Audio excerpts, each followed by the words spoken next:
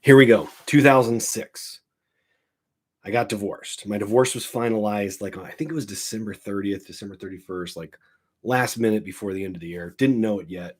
Took like a week for it to show up before I actually had the paperwork. So I still thought that I was still married. I was waiting for the update on it. Didn't know yet. I was stood up, and that night I was like, okay, I got to change. I got to change my life. I'm not happy with the direction it's going.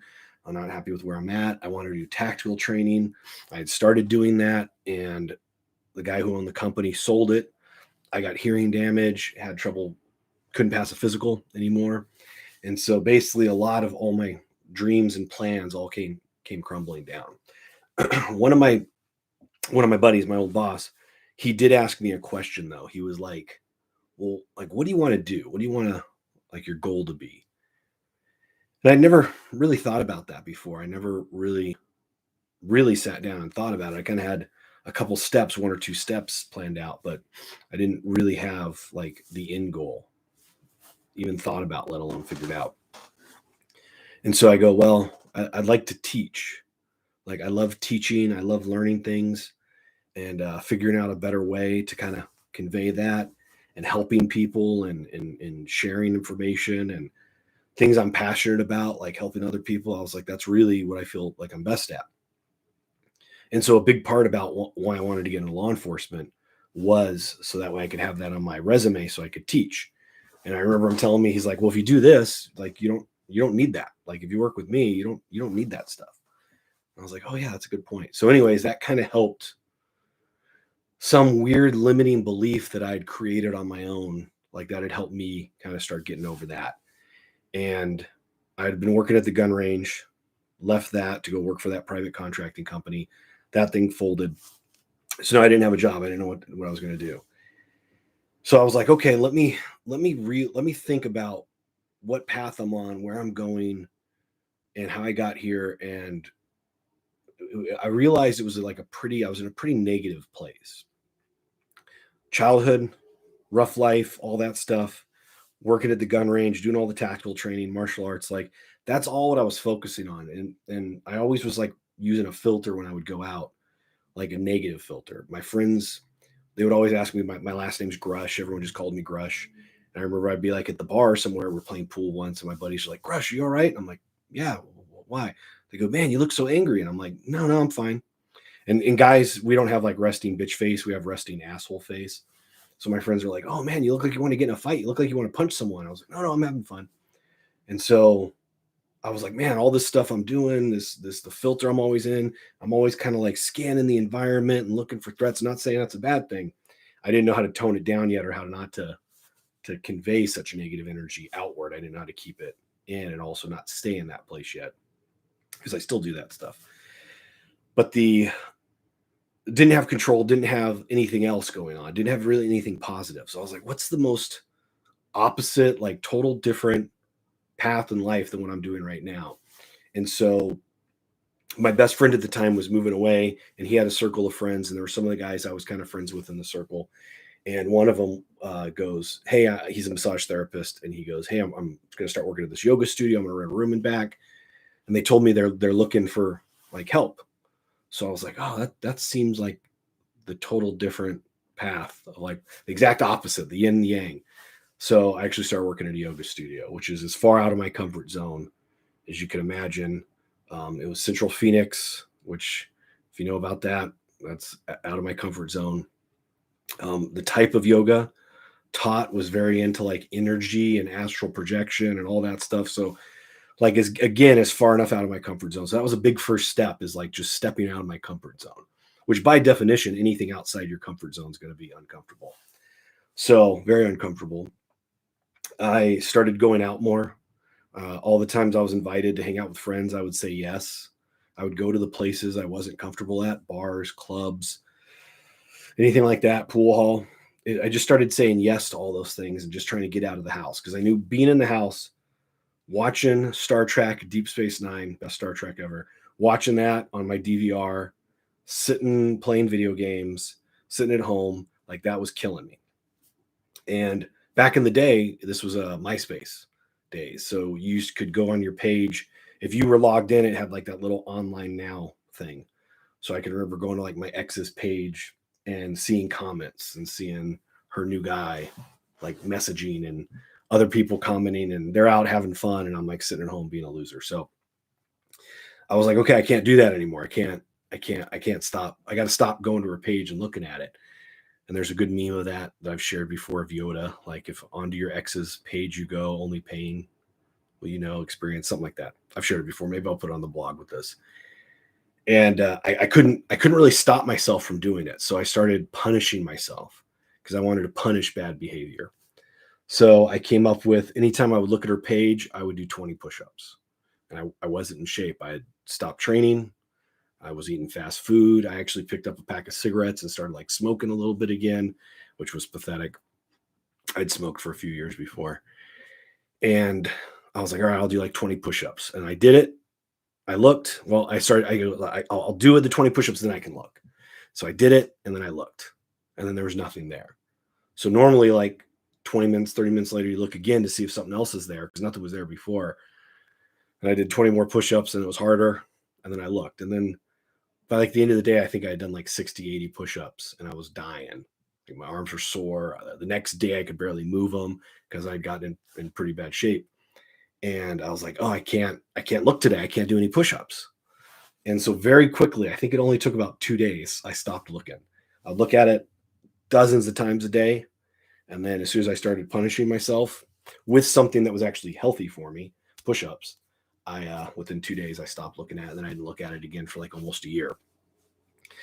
I started looking at my diet because as soon as you're putting crap in, like, you're going to feel like crap. So I already knew a bit about health. So I was like, okay, I got to stop eating fast food. I got to stop eating French fries. Just cutting out French fries, I lost 5 pounds.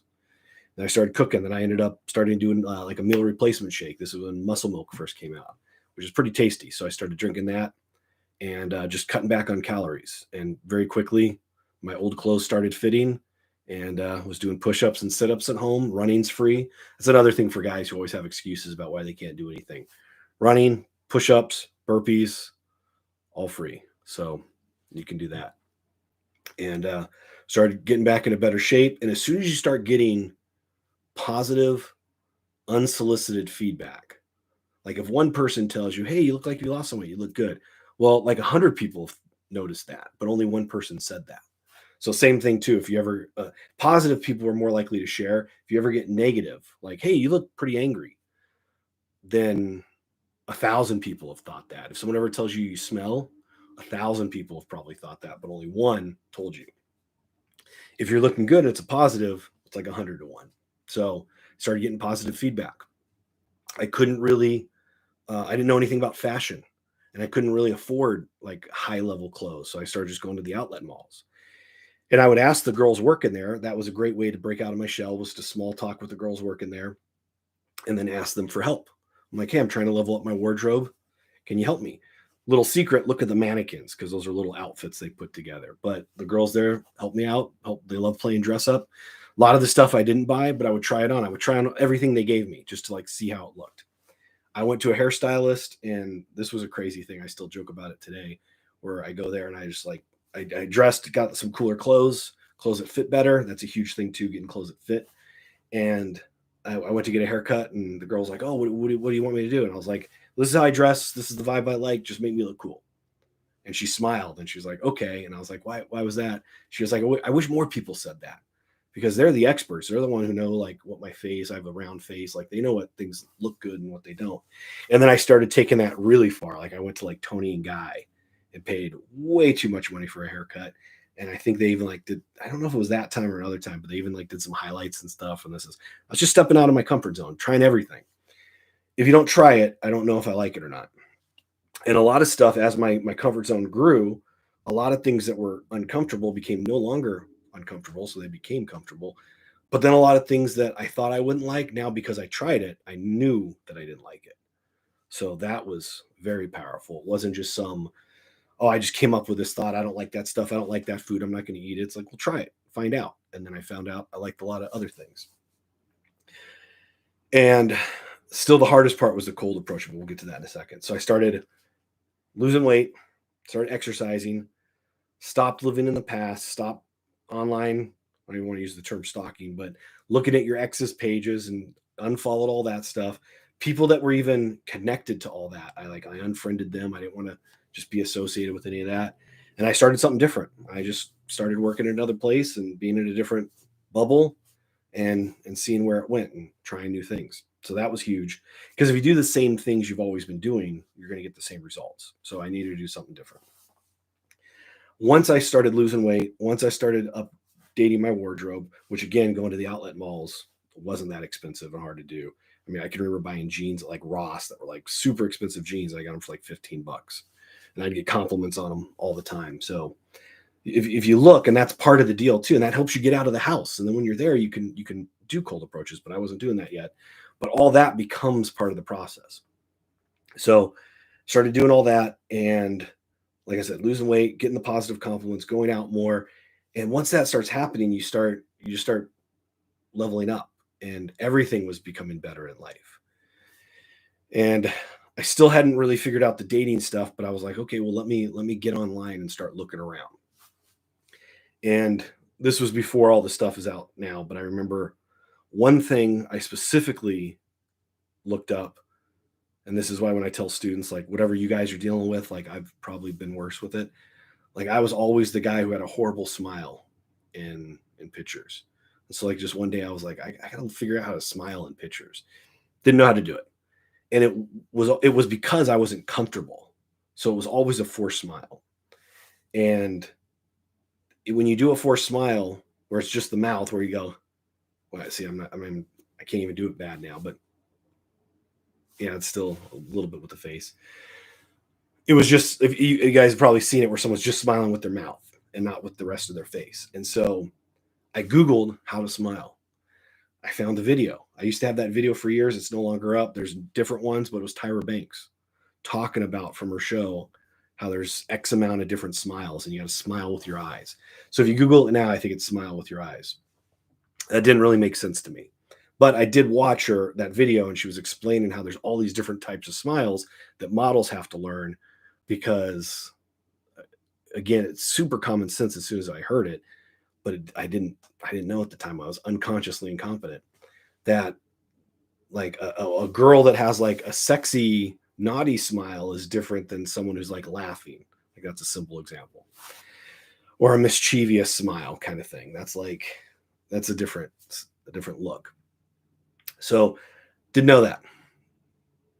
Didn't even know how to smile in the first place, let alone knew there's different smiles. And so I would practice smiling in the mirror.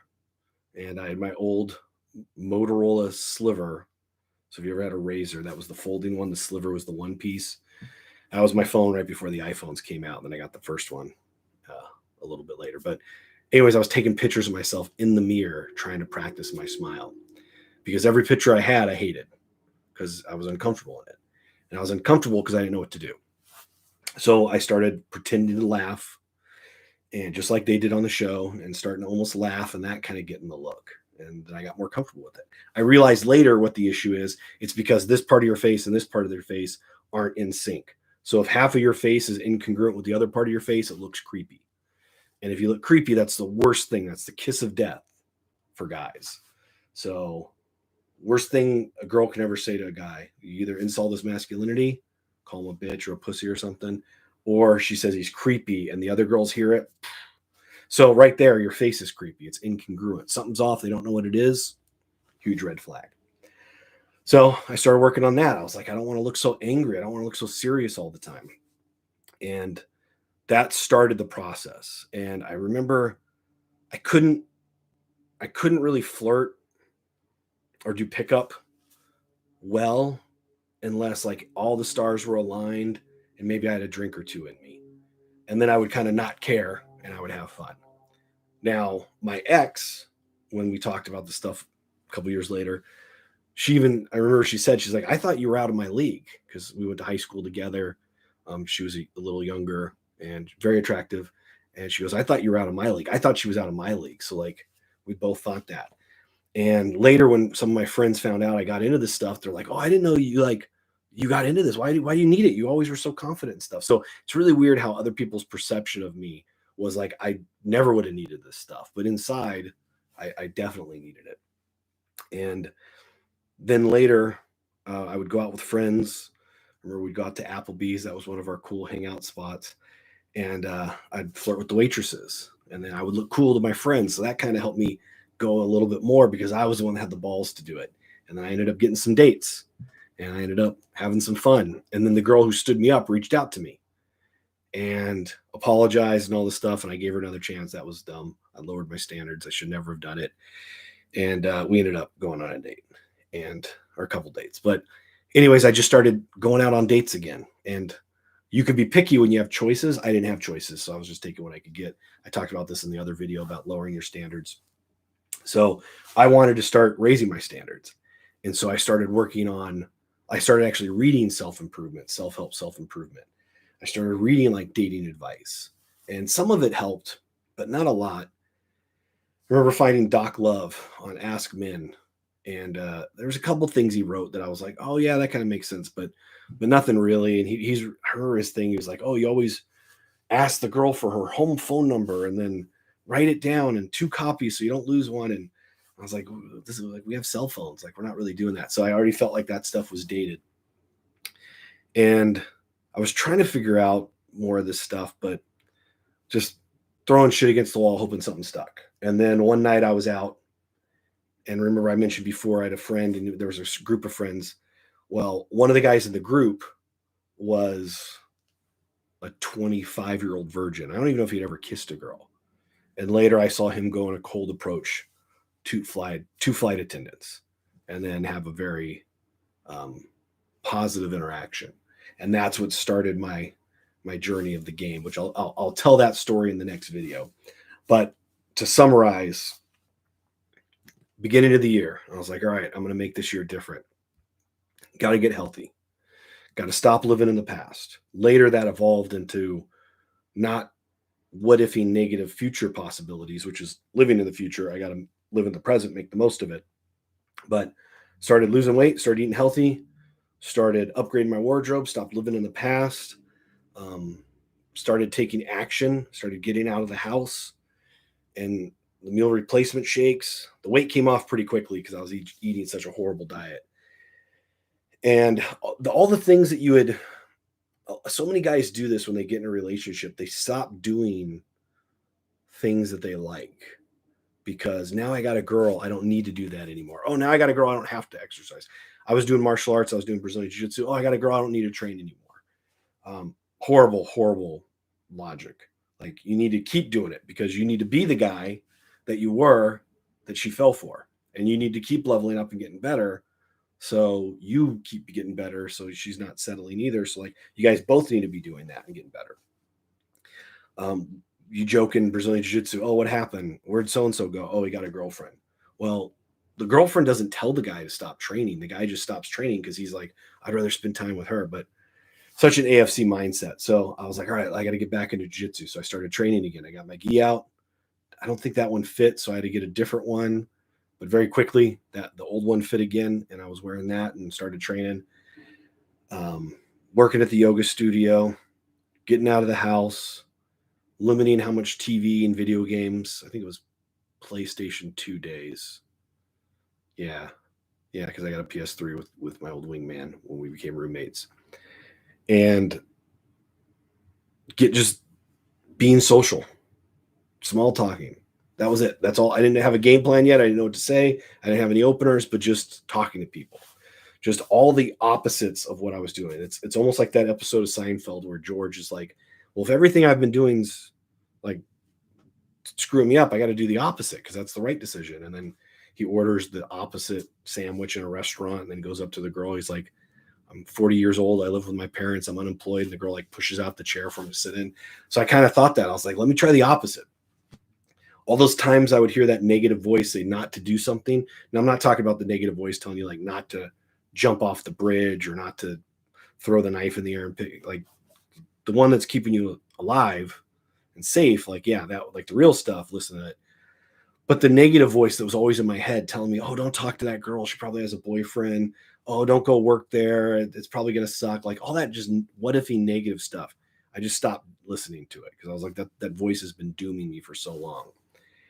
And slowly I started coming out of my funk and I started having fun. I started working a different place. That became a fun experience. Crazy, crazy experience. It was part of First Fridays, which is something I never ever went to before. But then we were like on it. So then every first Friday of the month kind of was like a little party and stuff. So I just met tons of people.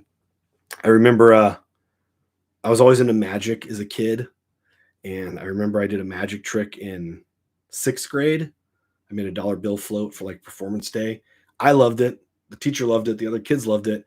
But this one guy who was a dick made fun of me later.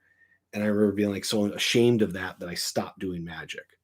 And so I started getting back into it because that's just something I love doing and playing around with. And I got a bin of stuff over there somewhere that's all these magic tricks still. Which now being a dad, I can already feel it starting to come back out. And just kind of I started questioning like everything that I had. Like, why did I stop doing magic? Why did I stop going out? Like all these things. Why? And if I didn't have a good reason, or why do I believe it needs to be this way? Oh, that's what I learned from TV. Like I was questioning every belief I had. I was like, why do I believe that's the case? That's the way. And I either needed to like verify it another way or like from my own experience. And so something I never did before was like playing the field. I always was like relationship, and they always were serious. I grew up very religious. I was an altar boy and stuff. And so I was gonna marry my high school sweetheart, and then that didn't work. She broke my heart. So that also kind of set me up for all the other stuff later. She later, I don't know if she cheated on me after she was older, or she just broke up with me, and then like a day later she's with another guy. But anyways, that had happened before. So I realized I was like, why am I so attached to all this? Why do I fall so fast for all? Let me play it slow. So I started dating a little bit, having some fun. Um, but again, I didn't know anything about pickup yet. So I would hit on a lot of waitresses because it was like a warm approach. And then I messed up on that because I started hanging out with a couple waitresses at the same place and they didn't know, at Applebee's. And they didn't know. So I kind of ruined it for all my friends. So we couldn't go there because I went there to see one and the other one was working and I had to like sneak out. And then they knew that like I was. So anyways, that was like, after that, I was like, oh, I'm not gonna be sneaky or anything after, because the one time I tried it, it blew up in our face. And so that was the beginning of how I started rebuilding myself. And it all came down to maybe the biggest summary point is it's all me. It was everything was in my control. It was all my decisions. It was everything I decided to do. So extreme ownership over it. And just deciding like this is the end. I've got to fix this. If I don't fix this area of my life now, I don't know if I'll have a life later that can be fixed or is possible to be fixed, however you want to take that statement. But when you start getting depressed and you don't feel like there's any hope, you start thinking bad shit. So I didn't want to go any further down that path. So I was like, all right, I got to start making my life a life that I'm happy with, and no one's gonna else is gonna do that except for you. I just heard a song. I think it's a Franz Ferdinand song about waiting my whole life. That's a couple years old, but I was waiting my whole damn life for someone like you. Like I even heard that and I was like, oh, what an AFC song. Like you're waiting for someone else to come around and save you. No, it doesn't work that way. You have to save yourself. And also, you can't save someone else. Like you need to save yourself. They need to save themselves. You both need to figure your life out. And then when you guys get together, a rising tide raises all ships and you guys both help each other out. So just before the Zoom, I was having like a great heart to heart conversation with my wife and we're leveling each other up and it's awesome. So that's the other thing is with all this stuff, this is where I ended up and now I have a family and it's pretty awesome. So that's how I started over after my divorce. That's the beginning of the phoenix being reborn from the ashes, which obviously the phoenix being burned up, like that's going to hurt. It has to. And all those cliche lines we've heard, it's always darkest before the dawn. If you want the rainbows, you got to put up with the rain. Like there's a reason for all that. Every ending's a new beginning. Like one door closes, another opens. Like it's all true. All those cliche lines are true. You just got to not let life happen. You have to be the one steering the ship. Because if you're not steering the ship, someone else or something else is. And then that's never going to be a good thing. So that was how I started. I think that's what I wrote. How I started over after my divorce. That's how I started. That's what set me up for the next part, which is going to be what happened when I first heard about pickup in the game, which I would be the guy shitting on this stuff more than anyone else in the world if I had just watched the show or if I had just heard about it, if I hadn't seen it first. And so that blew me away. Tony Robbins quote I fell in love with years ago: true change comes from inspiration or desperation. Well, I was desperate and I saw it happen and I was inspired, put it together. That's why I got so good so fast, took this so serious, is because of that. And so this was the beginning, and this is what like kind of preloaded me and prepared me for the next chapter, which was a couple months later. I'll try to look and see the dates of it because I might have that stuff still, like because we started emailing about it right after. So I might have it up. It was a couple months, 4 months into the year, I think. So this was all a process. And I was just telling this on a coaching call the other day, like, and then this came up on one of these live streams too. Like, if you're running a mile's a mile, 100 pounds is 100 pounds, 200 pounds is 200 pounds. That never changes, but you get in better shape and the weight feels lighter. You get in better shape and the distance gets ran in a faster time and you can go further. So it never gets easier. You get better. So I was starting to get better. I was starting to have hope. I was starting to be excited about the future. And then I was like, okay, this is still the area of my life I've got to figure out. So I was kind of doing a lot of it was like inner game work before the pickup stuff.